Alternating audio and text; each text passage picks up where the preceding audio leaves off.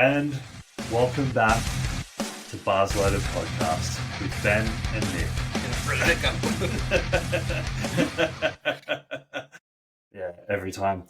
Welcome back to Bars Loaded Podcast. Today we have special guest Josh Sternburg, who is the head coach at Nexus Performance on the Gold Coast in Queensland. Thanks for joining us, Josh.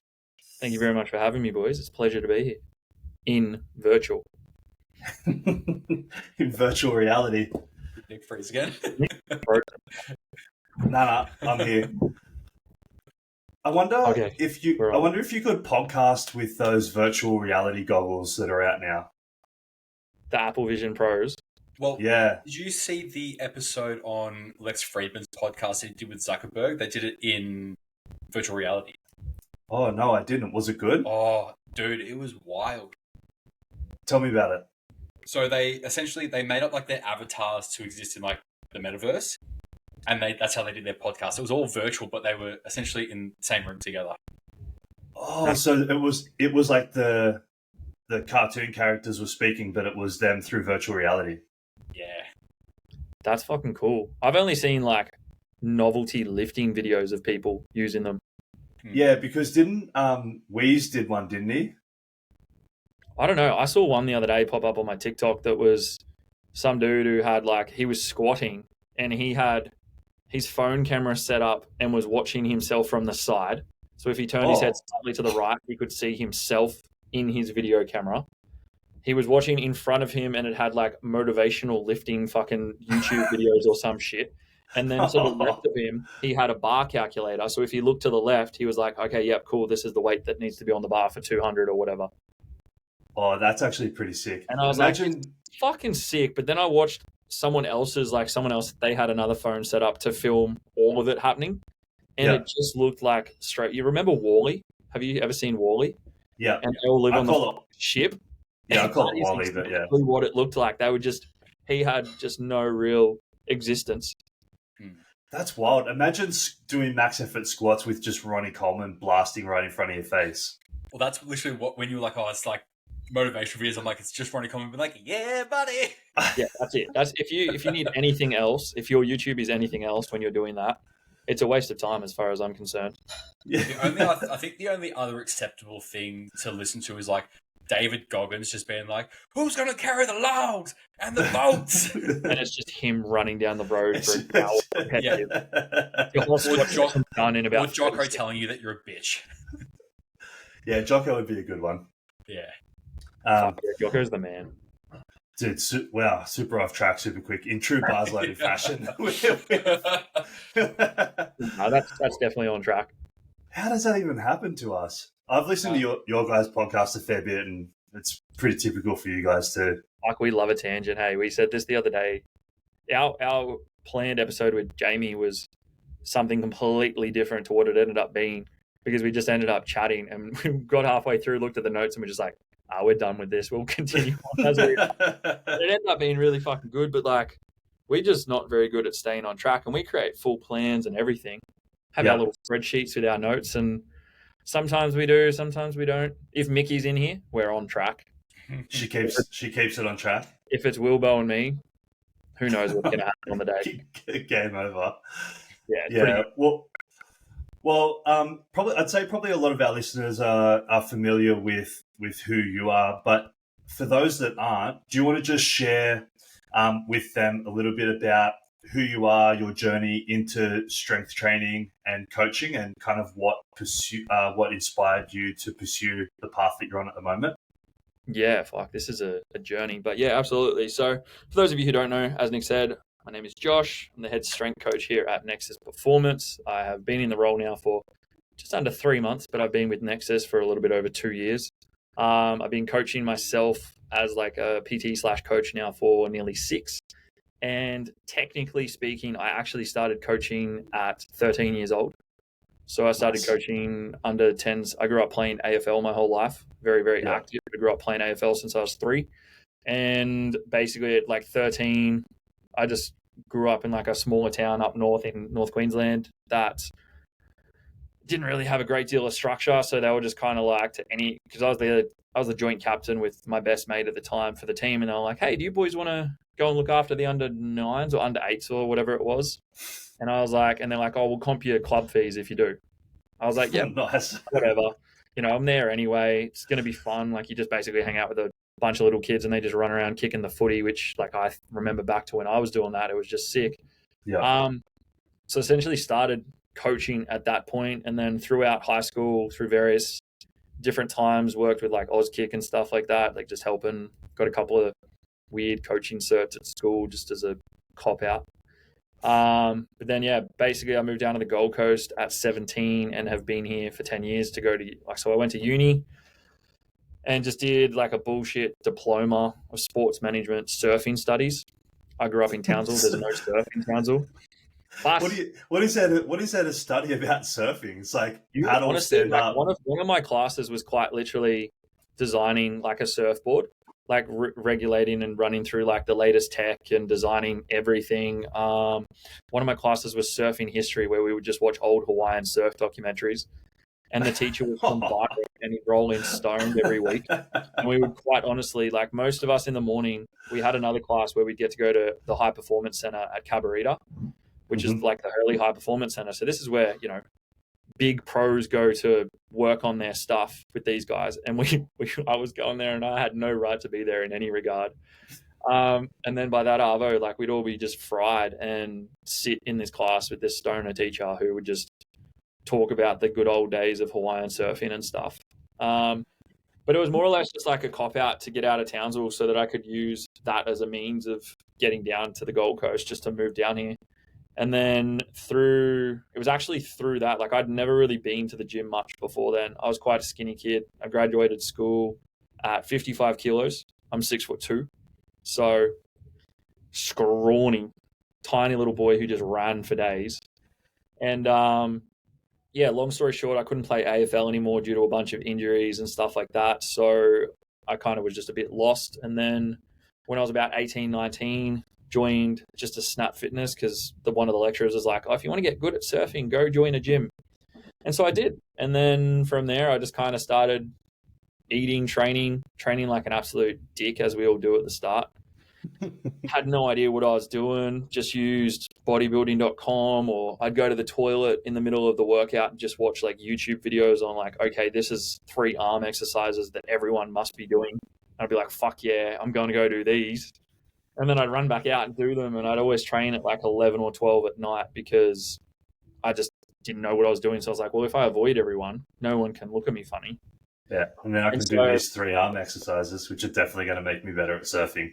Absolutely. That was all that mattered. And yeah, it just kind of eventuated to the point of like, I just sort of fell in love with training. And then over the years, which makes sense now that I look back at it, but just over the years, just sort of kept using that as a means of progressing through my life, like went through various phases. What really drove me to sort of keep going to the gym was like, I went through a pretty serious bout of depression when I was about 18, 19.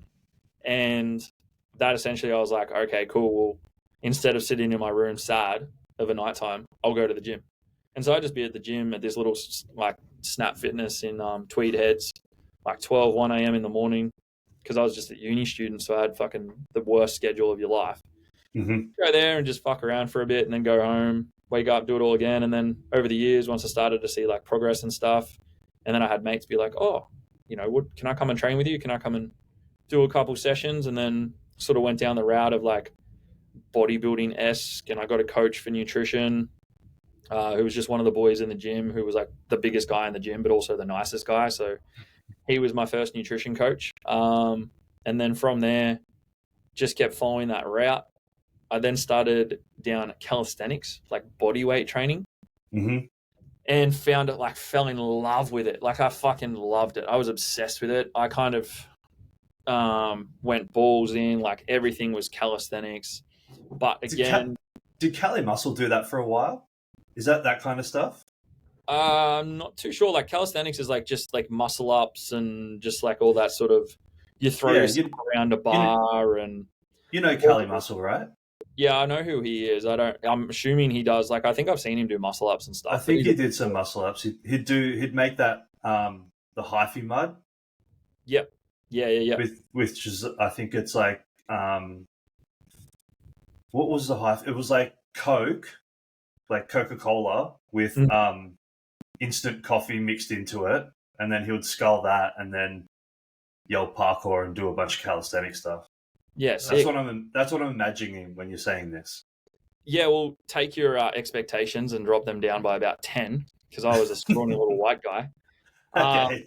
But through that, like I gained weight fairly quickly because I had no real idea about nutrition at the start. So pretty much from the time I joined the gym, I was about 60 to 65 kilos at this point, and I got to 95 kilos within about 12 months. So like stacked on the kegs. And in my head, if I was putting on weight on the scale, then I was getting bigger. And I didn't necessarily, like I had no idea about calories, had no idea about fucking energy balance, or, you know, if you're not getting that much stronger, but you're getting really heavy, you're just going to get fat. And then, so I just kind of did that for a few years and fucked around, and then went to Cali, where I just got like lean as all hell, because like it's just such a crazy, like I was training like 2 to 3 times a day, almost every day, because the workouts themselves weren't overly taxing, but you just go down to the beach with mates and just hang out at the bars, and like it was a sick environment, sick crew, and I fell in love with the community aspect of it. Mm-hmm. But as time went on, like I kind of just fell out of love with the training, because for me, I wasn't necessarily getting any stronger in the weight room. I wasn't really progressing my physique all that much. Like I looked shredded, but I was just scrawny, had no legs whatsoever. Again, being 6'2", and you're hanging around all dudes who are like 5 foot nothing, they look quite jacked when they're fucking, yeah. Like when they're small, they fill out easy. When you're tall, you lose it all. And I was just like, I got to the point where I was like just getting injured all the time. I just got a bit sick of it. And then I remember I was sitting there and I'd always sort of kept like a little bit of SBD work in there to a degree, like just training, just weights and shit like that, like nothing ever serious. And then I just randomly downloaded, I think this was after Hapthor Johnson started with Sebastian Orob, so Australian strength coach, and they released like Thor's Power Program, which was just this generic sort of 12-week strength intro. And like if you had strongman equipment, you could follow one program, or if you didn't, you could just follow another. And I joined one of the local, that doesn't exist anymore, powerlifting gyms. It was like the OG on the Gold Coast, called Hold Your Own. And I just went in there and I just followed this program for 12 weeks. And I went from like, I think my squat originally was 140 and I got to 200. My bench went from like 80 to 140. And then my deadlift, I deadlifted over 200. And I was obsessed. Like that was it. I was hooked. That was me. And then throughout that period as well is like kind of when I started my actual coaching journey. So it was around that time that I started, like I got my certs and I'd just been working in the background to get that. I actually started coaching calisthenics when I first started. So I was doing that for ages and just coaching out of a group fitness Cali gym. And then I joined a Jets and just started working like one-on-one with people. Through that period, just sort of kept trying to educate myself, predominantly nutrition at the start. And then as I further went on, just kept trying to find more courses, more education, more things to do, seminars, workshops, anything I could basically find, I would try and invest in. Then the world obviously stopped with COVID.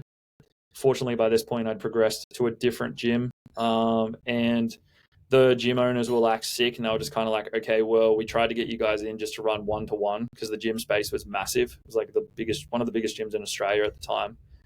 And that didn't work out. So they're like, just opened the doors and said, come and take whatever equipment you need to work from home.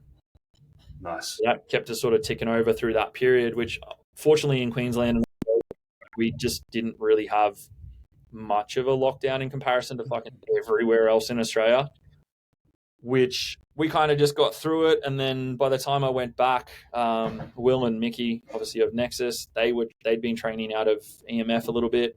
And I just started having chats to them. And then in the most awkward conversation possibly known to man, hit up Will one day for some coaching because I was interested in doing powerlifting. And then, yeah, I guess the rest is a bit of history. I worked under him for about a year as a client, was going to his house to do sessions. And then through that started paying him and Mickey to do like private mentoring.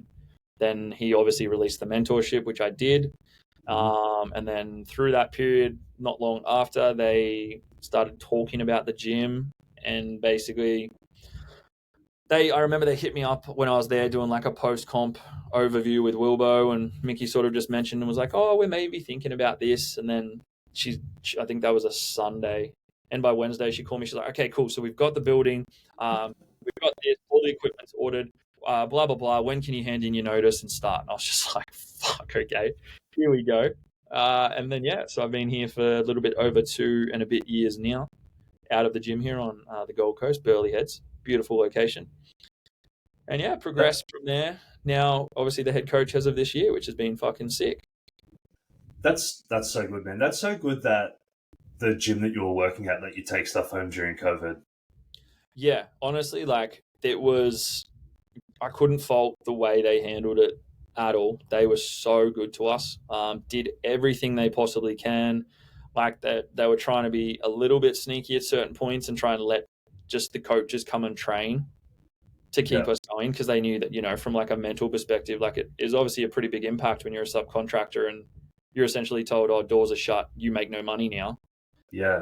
Especially because like even with the government payments and stuff, a majority of us didn't fall into any of the categories that actually got payments. So our only option was like to try and start on New Start. But because so many people were impacted at once, the wait time was like 6 months. So it's essentially like, oh yeah, you can start on New Start, but you won't start getting paid till like 6 months later. And it's like, I don't need it, and I need it now. What do you do now? And fortunately they were just like, all right, guys, fuck it, come and take what you guys need, fill your cars, work from home, work in parks. Like I was working in parks, I was working down the beach. I had a Toyota Orion at the time, which is just a little sedan, and that thing was riding so low, sagging everywhere. I was bottoming out on everything just because it was packed full of weights and bars and basically just everything I needed to run just a little gym, just keep me ticking over, paying those bills through that period. And it was fucking sick. Like it honestly, if that didn't happen, like I don't think I would have survived that period. Yeah, that's massive. But did you get to take any stuff home, Ben, in COVID? I was very fortunate in one way that I was actually due to open up a gym just before it all went tits up. So I literally had a full studio worth of equipment in my house. I've seen videos of that. Yeah, I had like my Eleiko combo rack. I had dumbbells from 10 to 50. I had like a compact cable machine, a 45-degree hyper, and a full like kettlebell set as well. Like I was very, very fortunate that I had everything at the time that I did. But similar, like obviously we got fucked down here with lockdowns and stuff like that. Like I may have done a little bit of a cheeky during it, and I just said to my clients, I'm like, if you want to come and train, just come over and train. Like, because I was living by myself, I didn't have a partner, and we were entitled to like a bubble buddy. So it was like someone that you can still see, obviously, because we were in lockdowns for so long. And I was like, well, for this day, you're my bubble buddy, and then tomorrow you're my bubble buddy, and we just pretty much like rotated through that. So I still made a little bit of money on top of like payments and stuff like that. But I mean, the way that the Victorian government had structured small business payments for those that were registered for GST towards the end of it was outrageous. Like they were paying us just an astronomical amount of money to stay home. But that's also why Victoria is in so much state debt now. Yeah. You won at the time, don't win for the next 30 years.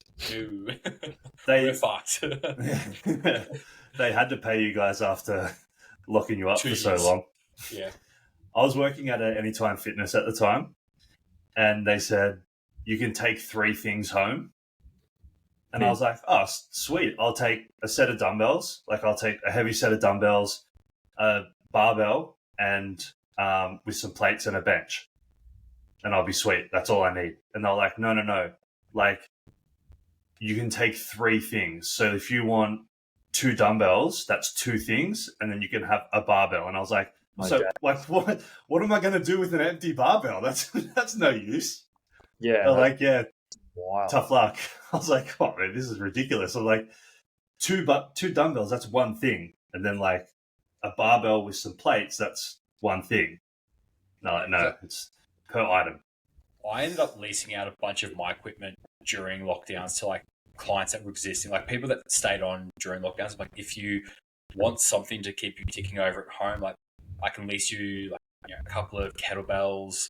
I had one client that he wasn't really impacted by work, so he's like, let me just pay you. He's like, how much of your business have you lost? I'm like, a lot. He's like, how much? I'm like, I lost 96% of my business pretty much overnight, which really fucking hurt. So he ended up just like paying me a bunch of money and was like, hey, look, just take. He's like, I earn a lot of money. I'm not impacted. So I gave him like a full take home pack. It was a bar, like a set of 5, 10s, 15s, 20s, and 25s, a bench, and like a couple of kettlebells as well. It's like, that's for you. You can keep training because you're helping me out so much. Okay.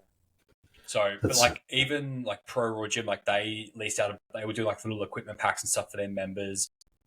There were a lot of gyms that were doing that, but obviously for some of the gyms down here that have, more than 10,000 members, it was a little bit more difficult for them to be like, oh, well,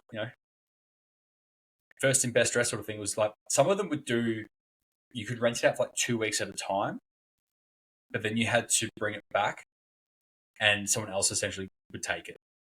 So when I did put up a thing on my Instagram, but like, hey, look, this is a list of the equipment that I have that I'm going to be leasing out. I'm like, it was all Alico stuff. It was all like high end, like good quality stuff. I'm like, it's not going to be like $10 a week for a bar and plates. Like, it's going to be like a little bit more than that. I need a security deposit. I need a copy of your driver's license so that if you don't return my stuff, I can come and physically take it back. But yeah, it was just wild down here during that time. Was there a thing down there where, like, if you were a competitive athlete, you and your coach were allowed to work out of a space, and somehow powerlifters got a little bit in that? Yeah. Like if you stretched the terminology of athlete competing, and you could essentially be registered for a comp and do this. So they implement. So obviously, one of the big stinks that was kicked up was they're like, footy players are still allowed to train because obviously AFL season was still going ahead, and other like professional sports people were still able to train and play. So the thing that came in down here was they were like, yeah, if you're a high level athlete, you essentially get an exemption that you can go in and train. So because we had nationals coming up, I think it was in like the August or something that year, everyone's like, well, we're competing at nationals, like we're national level athletes, like we deserve to be able to go in and train. And that was a loophole that people got through. Or even if people were like, I'm prepping for a comp next year, they were still able to, they pretty much, people abused the loopholes whenever they could, as you would after being in lockdown for so long. But yeah, it was very much the thing where, again, like powerlifters as athletes can be a pretty loose term at the best of times. But it was the thing where pretty much anyone that competed in powerlifting was like, fuck that. If I can train at the gym under this banner, I'm going to. Yeah, definitely. Yeah, don't blame them at all. I was pretty lucky in the first one. I was working at a gym and I just had access to the gym the whole time. So yeah, that's obviously they tried to do that for us, and we had, in typical fashion, we had someone tell one of their friends, and then that friend went to the government. Really? Yeah. It was like, because they were pissed off because they're like, oh, well, why the fuck do you get to do it? My gym shut down. I can't earn money. I can't train. So fuck you. You're not going to be able to train either. And like quite literally, like they had coppers, and they had this. There was one old dude who was like, I don't know where he worked or how he was involved with any of this, but he was essentially just stationed out the front of one of the gyms. And if too many people rocked up within a small period of time, he would call the police. And the police would come down and essentially come into the gym and be like, okay, why is there such and such people? And the owner would have to be like, oh, well, this person is doing this as a part of this role where they're like over there, and like had to fully and it just got such a pain in the ass. They just said, no, this is not happening anymore. Like, we just can't do it. When it all first kicked off down here, the gym that I was working at the time, they tried to charge coaches to come in and like train in the gym by themselves without clients. I was just like, if you want to come and use the gym, that's fine, but you just owe us $15 per time. I'm like, fuck off. Like, all the equipment that I had anyway was in the gym. So I was like, I'm not paying you guys $15 for me to come in and use my own equipment. So I just ended up bringing it back home, which that was a debacle in itself. But there was a bunch of gyms in Melbourne that would get raided by the cops every like a week or so, and people would have to like hide in the roof and shit. So when the cops rocked up, it looked like there were less people in there. It was just it was chaos. It would have been a perfect time to be doing parkour, to be honest. Oh, Cali, no. They fucking went to the Gold Coast beaches and put nets around the bars. Oh, so you couldn't even do your calisthenics training? Nah, so I went. So there's a gym, there's a park local to me that has like a massive outdoor gym, like huge basketball court, massive outdoor gym, under shade sails, everything. And I fully would just take my stuff down there and set up on the corner of the basketball court, or like out of everyone's way, so it wasn't interrupting if people wanted to come down. And I remember one Saturday morning I was doing it because we were told we're allowed to run boot camps in parks for a certain amount of people per square meterage. So I was like, well, this is kind of a boot camp. It's just weights. Yeah. And I had the cops come down and shut it down because they labeled the parks off limits. So the actual equipment itself in the park was off limits. And they put like the fluorescent orange fucking construction netting around it.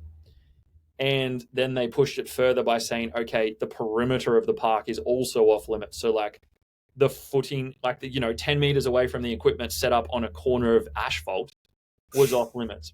And I remember the cops rocked up and shut me down one morning. And I was like, man, I'm just like, I'm not causing harm. I'm not trying to do anything. And these guys were real good. They're like, if you go and set up on the footpath, so mind you, this is now in people's way. Yeah. There was only one footpath to get around this park. And they were like, if you set up on the footpath, if you take everything down there and set up there, we can't do anything about it. And I was like, so you want me to go and set up on a footpath that's actually in people's way, that's going to disrupt other people who are trying to use the park to get their hour or whatever they're allowed to be training. But I'm not allowed to set up on this corner. And he's like, yep. And then they laughed about it. He's like, fuck, man, we're about to have to go down to the beach and ruin a whole bunch of families' day and be like, you guys can't be here. Like, that's what our job is today. We don't want to be here any more than you want to be, like, don't want to be here. Yeah, that's so wild. And I was like, all right, well, to the footpath I go. Jesus. What a wild time in Australian history that is. Yeah, but it survived. Like, getting through it as a coach through that time is I saw lots of coaches unfortunately fold.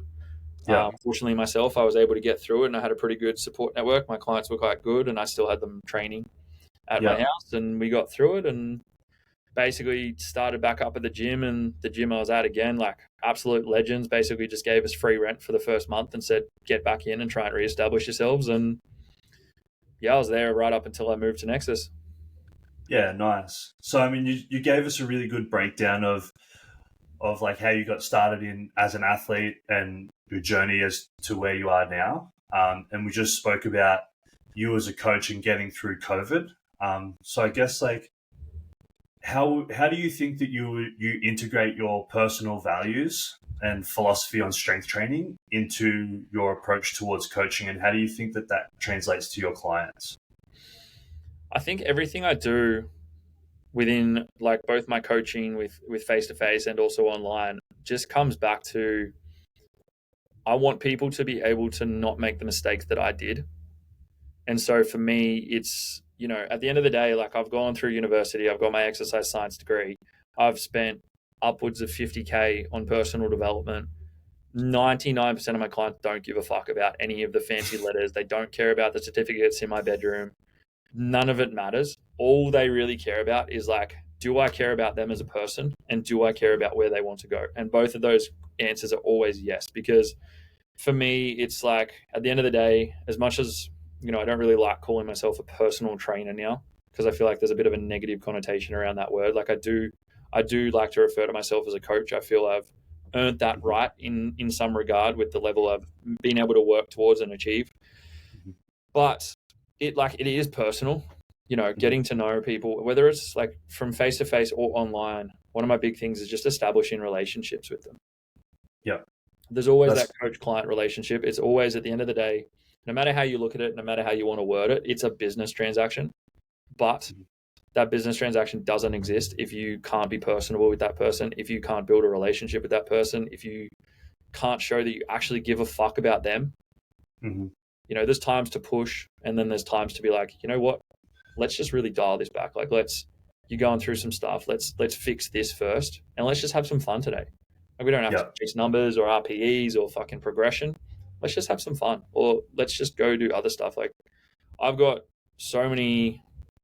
Like, when my first client ever, I still coach to this day face to face. So that's nearly 6 years.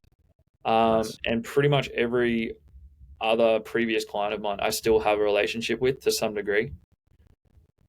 Whether it's just, chatting, checking in every now and again, talking to, because like at the end of the day, like I've established this relationship with these people, and you get along with them as people, treat them as a person, and build that relationship, and your business will just build with it.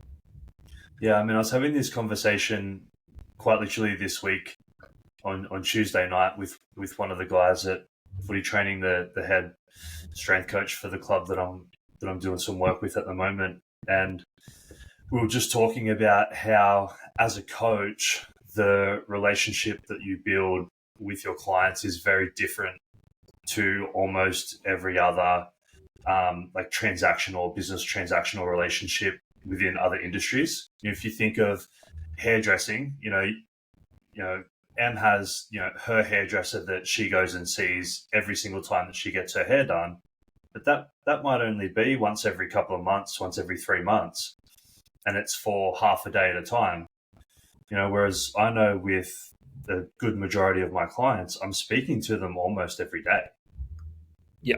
For a long period of time, years on end. And so if you're speaking to someone multiple times a week for a long enough period of time, the relationship goes beyond coaching and becomes a lot more personal. Yeah, absolutely. And it is, like, don't get me wrong, it's definitely hard sometimes to, I guess, differentiate it, because there does need to be a time when you sort of draw the line in the sand and be like, okay, this relationship may be borderline not what it should be. I think the essence of every good, like, long-term coaching relationship is still remembering that the person is paying for a service. And I've seen too many coaches who become like crazy friendly with their clients, like to the point they're hanging out with them on weekends and stuff like this. And then there's almost that little bit of like authority loss. Like the client sees that person less as a coach and more as a friend, which in turn ends up being like, we're all the same with our friends. Like, we may not necessarily listen to them as much as what we would to someone we're like investing our money in or investing our time in and things like that. And that's not, I don't think that's a negative thing. I think it's just a natural human progression that, like, we just sort of, how many of us don't listen to our family when they say stuff, but we'll go and listen to some bloke that we're paying to tell us how many sets and reps to do per week, because there's that buy-in, there's that trust. And I think as long as you can keep that line a little bit drawn in the sand, but not so much to the point where it's like you just treat everyone as a business transaction and there's like, they rock up, you give them their program and you go home and that's it. You need to find that balance. And too many coaches I see are one end of the spectrum or the other, and then funnily enough, they just don't survive, or they end up hating it because it's like, oh, well, why don't people want to stay with me? Or why don't people want to come and get coached by me? It's definitely a unique balance. Yeah, absolutely. And I think it takes certain types of people. I don't want to generalize, but 90% of coaches I know have ADHD or something along those lines. Every second coach that I talk to, they're like, they've either been diagnosed or they're getting diagnosed or they think they have it or whatever the case might be. And I'm like, I see. Off the top of your head, can either of you think of any neurotypical coaches?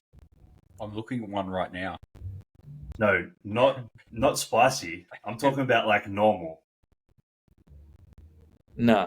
Like I can't think of many. Not any good coaches. No, not any like decent level. I think that's the caveat. Is like I don't think they're good. I think everyone is a little bit spicy. Yeah, I think you have to be a little bit spicy. I think you're right. It just comes down to, like, obviously, I guess some of the traits. And again, I don't want to generalize it because there probably might be people who are just neurotypical and they're just somehow really good, like they're good coaches and whatever the case might be. Like, I'm not taking away from them, but it just seems to be that, like, I go to comps and I'll be talking to coaches and they're just like, I'm just like, man, if you have not been diagnosed, you fucking should be, because you are ADHD to the degree, or you're on the spectrum. And it's like, that's sick because it provides, like, you just get so excited by your clients progressing. Yeah. And your clients making progress, that's like your little dopamine hit. And then that's why just coaching becomes so fun. Yeah. Yeah. Are you diagnosed yet, Ben? No. And I never will, to be honest. Like, I remember years and years and years ago, I was seeing a psychologist like pretty regularly, and within the first couple of sessions, he's like asking me a few questions. I'm like, I can kind of tell where you're going with this. And I said to him, look, man, I'll be really honest with you. If you think that I'm somewhere on the spectrum or I've got like something going on, I'm like, I don't care about a diagnosis. I don't feel like it implicates my day-to-day life. I don't feel like I don't know how to function as a result of it. And I don't want to feel like I'm living under an umbrella of, hey, like I've got X, Y, and Z. I'm just like, I'll just keep doing what I'm doing, how I'm doing it, because it seems to be working pretty well for me. Have you heard the saying that, like, if you have ADHD or autism, or if like you're on that spectrum, you can identify it in others a lot easier? Because I believe it comes from the fact that you see yourself in other people. Okay, but that is actually like a thing. Yeah, so like you can see certain traits and characteristics that like you can derive from your own personal thing. Like there's quite a lot of times where I might have discussions with people, and again, this is where it becomes a sticky situation, because you can't really turn around and be like, oh, you're ADHD because you do this, when like realistically that person may just have one characteristic or trait that could somehow fit within that spectrum. Like realistically, at the end of the day, we're probably all on the spectrum to some degree. Everyone. Well, yeah, that's why it's called a spectrum. Exactly. Like there's so many fucking variations of it, and exactly that. Like there's definitely, like you can see it in some people, and then they may not have been able to see them in themselves or whatever. But yeah, it's one of those funny things. Like for me, the only reason I ever went and followed through with getting the diagnosis and things like that is like through university, I'd used Dexies that I was buying off one of the boys just to help me get through the studies. And I was like, hey, this actually has like a really positive impact on my ability to do the tasks I want to do. Yeah. Let's just see. And like, since I've been diagnosed, like it was, in the 6 months leading up to getting the head coach role, came down to realistically like doing my job, but actively being able to do my job when I needed to do my job and to the best of my ability and stuff like that. So I'm definitely not someone who likes to harp on. I don't really talk about it too much on socials or anything. If people ask me, I'll tell them, if like whatever, but I don't try and let it define me or in that same sense, because it is what it is. It's just who I am, and I just get on, similar to what Ben was just saying then, right? Like I just sort of get on and fucking do my day. Like it's not going to impact it, whether I am or whether I aren't. At the end of the day, all that matters is as long as I'm doing my job. Yeah. Yeah, I love it. So if that's obviously not something that impacts you or influences you much in any way. It's just kind of something that just is what it is. But if you were to kind of pinpoint some events or experiences that have shaped your current outlook on, I guess, just life in general the most, what do you think that would be? So yeah, obviously, like as I mentioned through that little spiel before that was dragged on. Sorry for anyone who was listening to this one. We love a drag on. When I was like 18, I went through a pretty serious bout of depression, and like through my years growing up as a teenager and shit, like I was a pretty angry teenager. I was never like a super fucking bad kid, but I was like naughty, disruptive, like just your typical ADHD shit, basically. And then when I was about 18, I just went through a pretty serious bout of depression. Through that period of time, I did try and take my own life. And then it was kind of like getting through that. That was when I was like, okay, cool. I'm going to go to the gym. I'm going to just go to the gym. If I feel sad, I'm just going to the gym because that makes me happy. And just through that period of time, it wasn't until a few years later that I actually sought out some psychology and actually spoke through that stuff when I was going through at a time, like a bit of a depressive state again, that this time I was like, okay, no, there's avenues here where I can actually actively seek someone out and go and talk to them and discuss what's going on in my head to help me sort of understand it myself. And then it was through that process that like obviously you learn tips, tricks, etc. on how to deal with certain things better. And then that psychologist at the time was like, you've got ADHD, like I'd like for you to get diagnosed. And then I went along to a psychiatrist and was diagnosed with something else. The psychiatrist was like, oh, you don't have ADHD, but you've got BPD, which is like borderline personality disorder. Which, like, if you anyone who knows what BPD is, like, it's actually a fucking fairly serious sort of dissociative disorder that's like quite heavy. And I was like, I didn't really understand it at the time. She didn't explain it to me at all. She just said, take these antidepressants and have at it. See you later. Which I never ended up taking the antidepressants because I was like, fuck that. And then it was like a few more years later, again, just going through certain things. I was like, no, fuck this. Like, I'm going back to the psychologist. I'm going to go chat to them. I'm going to go talk to them and like really get on top of everything that's sort of happening. And like throughout all of these processes, it's really helped me to, as I said, like I want to help people within training so they never make the same mistakes I did. But I also know how positively training and progressing helps people's mental health. So for me, it's like, it's the combination of two of the best things ever. Like, you get to help people change their lives for the better. You get to impact people in ways that like not many people get to impact them. And they might, like, you can look at it sometimes and be like, oh, you just train them in a gym. And when you dive deep in, like when you break it down to a surface level, yeah, to a degree, I count reps and I chat shit in a gym all day. But on the other end, like when you dive deeper, like you're making positive impacts on these people's lives. When they get stronger in one aspect, they get stronger in all aspects, physically, mentally, emotionally. They start to believe in themselves a bit more. They start to build more confidence. It carries over.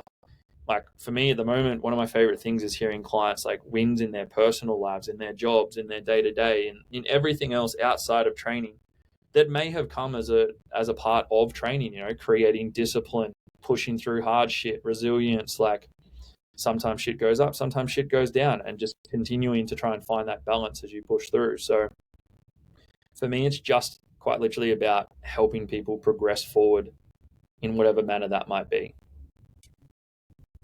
Nice. On the sort of the tail end of that, how do you sort of navigate the balance of like pursuing sort of personal fulfillment with sort of contributing to like the greater good of your client's well-being? It can, like, it's hard sometimes because, like, myself personally, I take on a lot of stuff. I guess it's called, like, it's being an empath or whatever. Like, I sort of like, you know, if a client's having a really bad day, then they come in and you kind of have to try and turn that around. And on the other end, like, if you're having a really bad day, but a client's having a great day, like, you don't want to bring their day down. So for me, it's just trying to find that balance of like what it means to be fulfilled, like in my day to day, like what that means for me is it's like, and when I first started strength coaching, it was like, oh, the only fulfillment I'm going to get is clients hitting the platform and taking PBs. And I've changed my outlook on that to not necessarily equate it to, you know, clients hitting PBs or clients making it to the platform or winning medals or whatever the case might be. But similar to like what we always say, right, is like find love in the process. It's like just trying to find fulfillment out of being involved in a process that may help a client moving forward, whether that be overcoming injury, hitting PBs in certain lifts, just anything that's essentially keeping them moving. And then just like setting personal goals within like business and stuff as well to try and just keep that fulfillment moving forward, like helping impact others. A big thing for me is like trying to obviously impact as many people as I can in a positive way. So in getting myself involved in more education and seminars and like hosting them ourselves, which we do at Nexus, and trying to get involved in more of the education side of things, because if I'm able to educate one coach who has 30 clients, then that's a massive impact. Versus if I'm just educating my own 30 clients at that particular time, you know, that's only 30 people. Maybe if they might have a positive impact on their partner, you're pushing 60. If you can come and educate or help progress 10 coaches who have 30 clients each, you've now just opened it up to 300.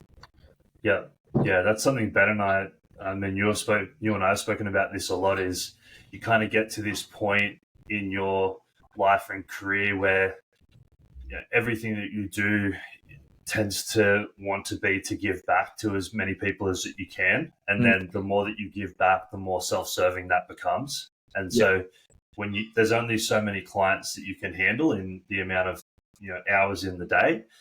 And that then becomes the cap of how much kind of perceived value you can give back to the world or the community. But then when you do open yourself up to that education space, this is kind of the conversation that Ben and I have been having quite recently, is that just exponentially grows the impact that you can have and the amount of people that you can have an impact on. Yeah, absolutely. And that's kind of been my, I guess, quote unquote goal from the start, is when I first established myself as a PT, I really worked out how shit the Cert 3-4 system is, how little you learn from that fucking piece of paper, and B, there at the time, like there's a lot more now, but at that time there wasn't really any coaching coaches from a beginner level. Like there was no real coaches out there who were, okay, you know what, you've just done your Cert 3-4, here's the first 10 things you do. You set up your banks, you set up your structure, you set your principles as to what you want to be doing and where you want to go. You create these little sort of pathways to success. And there just wasn't really that. Like it was kind of, okay, here's your cert, have at it, see you later. And you kind of had to go and seek that out, which again, coming back to like, I don't want people to have to go through what I did, is I'm like, fuck, if I can impact people coming into the industry, and instead of the timeline of a PT being less than 6 months statistically, or like 95% of PTs fail within the first 6 months or something crazy like that. Fuck, if I can help people make it to 2 years, 3 years, 4 years, 5 years, if they end up turning around and being like, I don't like it, or I want to go find a different industry, sick. But at least they've had that ability instead of just being like in and out. Yeah, at least then they're leaving on their own terms. They weren't kind of kicked out through lack of knowledge or ability. Yeah, exactly. In sort of like in the process of obviously helping coaches like navigate like hard times and that sort of thing, when you face adversity or challenge, whether it's as a person or as a coach, do you have specific like values, philosophies, or beliefs that you sort of like lean into for guidance and strength? I'd say it's like less of like a quote unquote framework, and more for me, with everything I've ever gone through in my life, everything that bad, good, whatever, it's just the one thing I always know is that everything does get better. So like taking solace in the fact that you might be having the worst fucking time in your life right now, whether that's as a coach, as an athlete, as a person, that like there is a brighter side to things. And it's just about controlling the controllable. So you sit down. For me, I'm a very big like visual person. So when I get into those sort of states, I like to write things out, because it just takes it out of my head, which can be a little bit jumbled, and sort of puts it into something that I can actually look at and be like, okay, cool. Well, there's 15 things here that I identify as being wrong, or I want to fix, or whatever the case might be. I can control 5 of them. These 4 are something that is just going to happen however it happens naturally. And you just kind of have to ride that wave until it works itself out. It's the whole like, this too shall pass. Yeah, exactly. Like exactly that. I've got on my stomach, I got the quote, "Such is life." And it's like a quote that resonated with me, obviously the old famous Ned Kelly, his last word. It's a quote that's resonated with me since I was a very young age. And I guess everyone, like, you can, all these sort of quotes and comments and queries and shit like that, like they're open to interpretation. But for me, it was just always, at the end of the day, like, it's exactly that. Like, life is what it is. Things are going to happen negatively, positively. Everything that happens in your life is going to be a lesson to some degree. You're either going to learn from what's happened, or there's going to be a really positive impact to it, and it's going to be great. Yeah. So it's just, you kind of just have to ride the wave, and whatever happens will happen. Yeah, and I think that's really good. And quite honestly, like, I loathe a lot of the time the training relating to life metaphors. But to be honest, like, that's one of the things that training really can help with. Is training's not always going to be great, and a lot of the time it's going to be really hard, and it's going to get harder before it gets easier. And so just understanding that like progress takes time. It's just about doing the hard things so that the good things can come. And I think that that does relate really nicely to life. Yeah, absolutely. Just doing hard shit. It's a good time. It's my favorite quote. It's just do hard shit just for the sake of it being hard. And then other stuff doesn't seem so hard. Yeah, well, there's always that saying that like life happens outside of your comfort zone. And it always seems to be that like the scariest and hardest things actually end up having the greatest payoff long term. It's just, you know, taking that plunge. I think everyone's dealt with it when they jumped into the PT industry. Like I know when I quit my job as a full-time, like I was a full-time sales manager for a company. At 21, I had a very nice salary. I was comfortable, but I fucking hated my life. And I remember I was just applying for like, because I'd kind of been doing some casual work as a PT for AMPM, which is the Calisthenics gym. And I was just looking around the area to see if there was any like gyms sort of hiring and whatnot. And then applied at Jets, and I was like, yeah, cool, man. Like I'm probably just looking to do like PT on part-time. He's like, oh, we're not looking for a part-time PT, sorry. And then in that one conversation, like I was at work that day. I was the only person at this store. It was a Sunday. And I had to, because I was the sales manager, I had to set the precedent that like it's okay to work weekends. So I either had to work a Saturday or a Sunday every single week, and all the public holidays and whatever else it was, because they just like, I had to set the tone. And I was just I was just on the phone, and they had like a little gym set up out the back, and I just looked up and I was like, fuck it. I was like, all right, cool, let's meet. And then I handed my resignation in 2 weeks later. I just walked into the office. I was like, yeah, I'm out. I'm done. And that's scary as fuck, because I was comfortable. I had a solid income, and I was quite literally stepping into the unknown. I was just like, oh, well, this is either going to work or it's not, and fucking whatever happens, happens. Yeah, dude. I mean, I had the same feeling when we started doing this podcast this year. It was like, you mean you want me to talk on the internet for hours on end, unedited, with no adult supervision? This could be, like, we are the adult supervision. This could get dangerous very quick.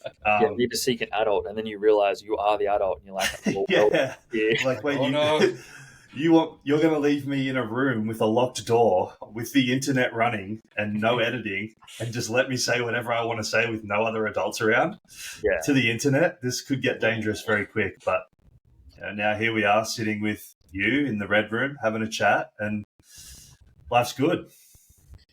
Yeah, it's honestly fucking fun. Like, it's just, I love this job. I wouldn't even really call it a job. As I said, like, generally when I boil it down and I joke around with people, I'm like, yeah, I just hang out at a gym, chat shit, and count reps.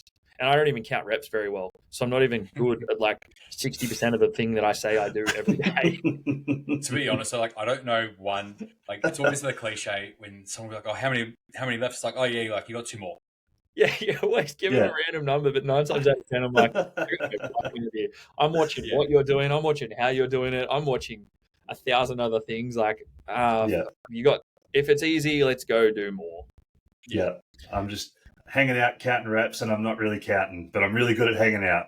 Yeah, and it's fun. Like, you get to hang out, you see different people, you see people from all walks of life. Like, we have people come through Nexus that out of this place, we probably would never associate. We'd never talk. We would never have any sort of things in common.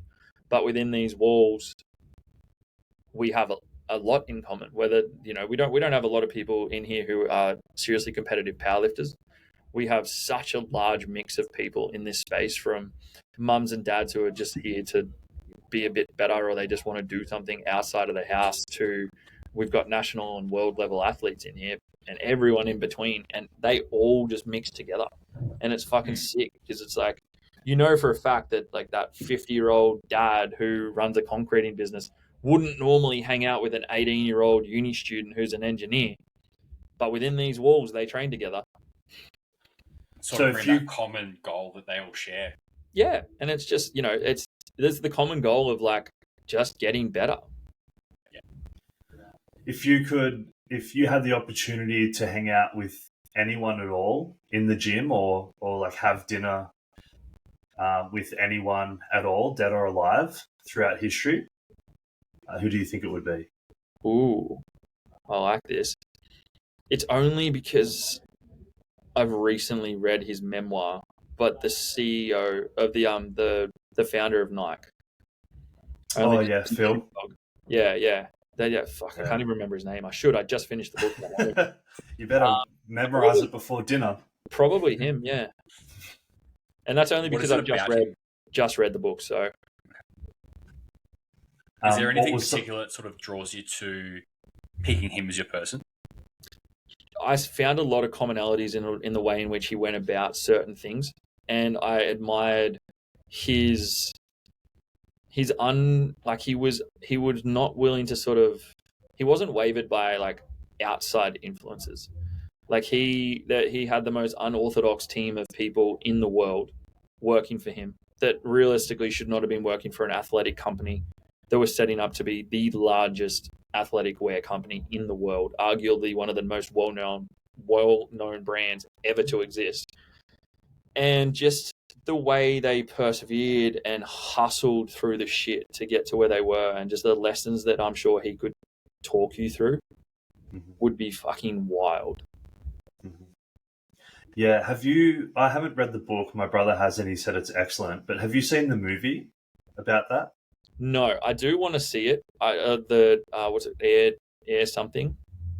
Yeah, I think it's The called. more recent one that I think's got Ben Affleck in it or whatever. Yes, yeah, that's the one. Yeah, I haven't seen it yet. I wanted to finish the book before I did because I didn't want it to like take away from anything.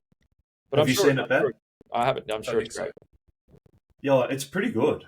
Yeah, It's it kind of tells a story about it focuses more around him signing Michael, right. and that process and how it took place and how they like kind of scouted him in college, and then they had to put together a pitch and go against Adidas, and there was another one as well that was trying to sign him at the time that were quite big. Probably Reebok. Reebok, it was Reebok, I think, and how they ended up landing him. But basically, it was just through like perseverance and doing things a little bit differently, and actually caring about Michael as a person, not just as a product, and going and speaking to his family. And I mean, I don't know how much any of it's true, but that's what it was saying in the movie, and it was pretty cool. If he had anything to do with it, I'm sure it's fairly accurate, because the one thing in his book that he does mention quite a lot is like just his authenticity and the fact that like he drove that company by caring, and like the people who worked for him actively got angry if they saw athletes wearing other brands that weren't Nike. Like they were just as pissed off as he were, and they weren't the ones who were making the billions of dollars off of the company, but they cared so much about the company because of like the belief he instilled in them from his vision, his message, his communication, whatever the case might be behind doors. But they all believed in the same thing just as much as he did, to back him all the way. Sounds like just a really good leader. Yeah, it's honestly like, it was really, really good book.